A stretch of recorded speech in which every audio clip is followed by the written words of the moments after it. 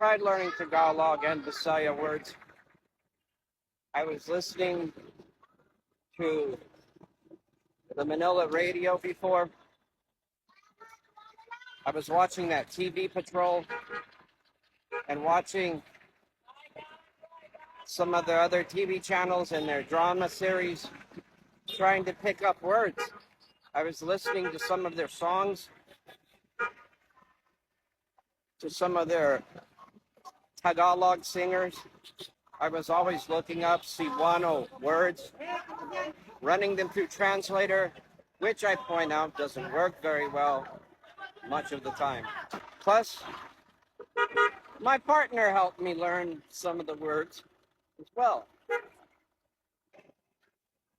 I wish I could say that learning the language made my stay here an easier and more pleasant experience, but it did not.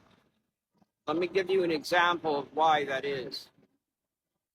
A few years ago, as I was starting to learn those words, those new Filipino words, I visited a business here in the Philippines. I won't say where, and I won't say what it is, but it had a lot of female employees. Of course, everyone knows that just about any business in the Philippines, most of the indoor employees are female, and the men still do the bulk of the physical labor here. That's just the way it is.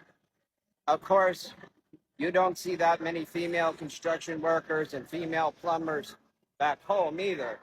Female truck drivers, they do exist, but in a small subset or small minority compared to men. Now, these girls in this business were all chattering along about their overseas boyfriends, their LDR, their long distance relationships.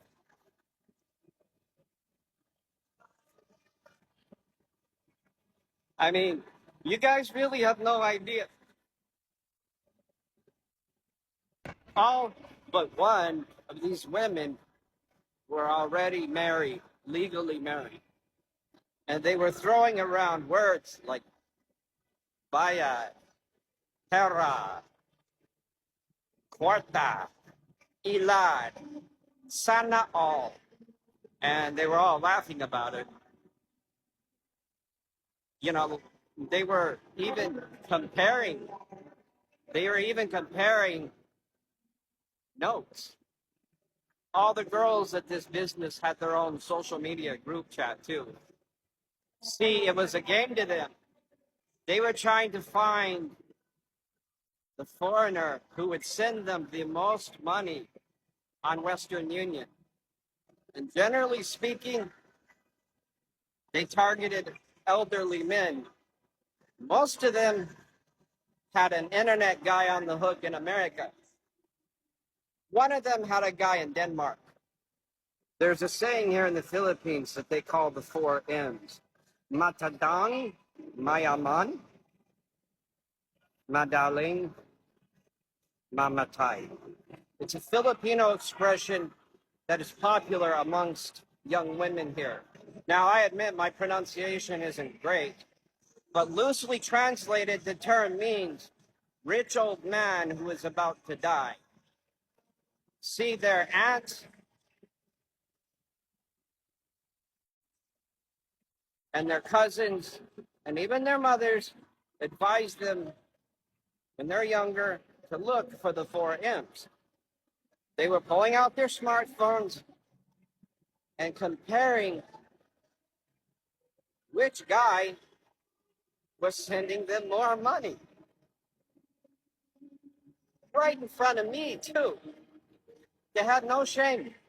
I guess they did not think I would understand what they were saying. They were just sitting around in this building. They weren't actually doing any work. Not really. Why should they work when guys like us are already paying them to do nothing? And these aren't disabled or disadvantaged women. They were young and healthy and very able. One woman there who was the crown jewel of this particular business, she was the queen of the online scammers.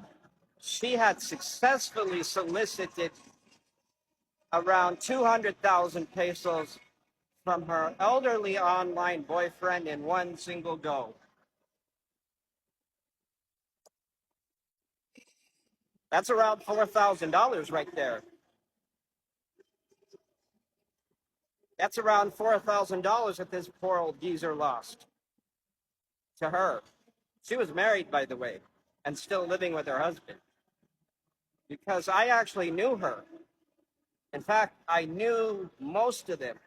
Not every single person there was an acquaintance, but a lot of them were. And I subtly tried to warn her. I said, this guy could show up one day with a court order against you. You know that, right? He could show up with the police and a court warrant. I mean, he can come into the country anytime he wants, and he can go to the police. Well, she didn't seem overly concerned about it. Not at all. She wasn't in the least bit concerned about it. It was not until a few years later that I actually learned why she wasn't worried about it. Once I learned how justice works here, and once I learned how the courts worked here, I learned that she would never see a single day in jail, and this old man would never see a single cent returned to him. Of course, at the time, I was a believer. At the time, I actually believed that with enough persistence and a good enough lawyer, even here in the Philippines, something like that could be set right. I was a fucking fool to believe that. I was a fool because at one time I believed that justice would prevail. I learned the hard way that it doesn't. I sure learned my lesson. You know what? I actually saw her again recently. Just last week, actually. It had been a long time since I was in that place. I was there last week. She's not a business worker anymore. She is now a business owner. And guess who paid for that business? When she saw me again, she proudly announced that she was now on her second child, and she flashed a big roll of money in front of me. Now, I can't say exactly how much was in that roll of money, but it looked between 30 to 50,000 pesos. That is about $500 to $800 US. And she just stood there and flipped it in front of me. She was very proud of that. Those weren't her business profits. So yes, learning the language here can help you keep up with the weather forecast better, but it is not going to reinforce your faith in humanity. I'll tell you that much.